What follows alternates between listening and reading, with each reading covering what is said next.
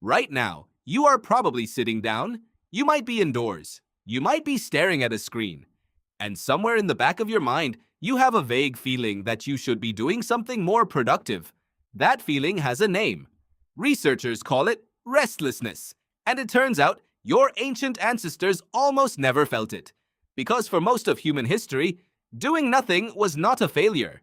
It was survival. Anthropologist James Woodburn spent years living with the Hadza people of Tanzania, one of the last remaining hunter-gatherer societies on Earth. What he found stunned him.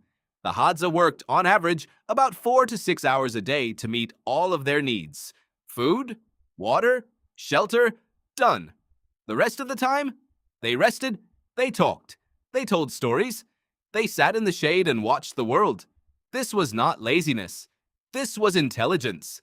Your ancestors burned an enormous number of calories just staying alive, chasing prey across open savanna, carrying children, climbing trees, walking, always walking, sometimes 15 to 20 kilometers a day on nothing but roots, berries, and whatever they could catch. Resting was not optional. It was the job. Researcher Herman Ponzer at Duke University has spent his career studying how the human body uses energy. His findings are striking. Hunter-gatherers do not burn significantly more calories than modern sedentary humans. But they do distribute that energy completely differently. They move in intense bursts. Then they stop completely. Rest is not something they earn. Rest is something they schedule. Your body was built inside that rhythm. So when you force yourself to stay productive for 12 hours straight, when you feel guilty for taking a break, when you scroll your phone instead of sitting quietly, you are not being modern.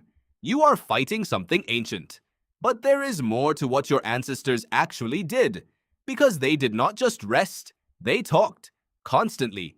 Evolutionary psychologist Robin Dunbar at Oxford University found that in small-scale human societies, roughly 60 to 70% of all conversation was about other people. Who did what? Who was trustworthy? Who was not? Who was in conflict with whom? You call it gossip. Your ancestors called it social maintenance, and it was critical.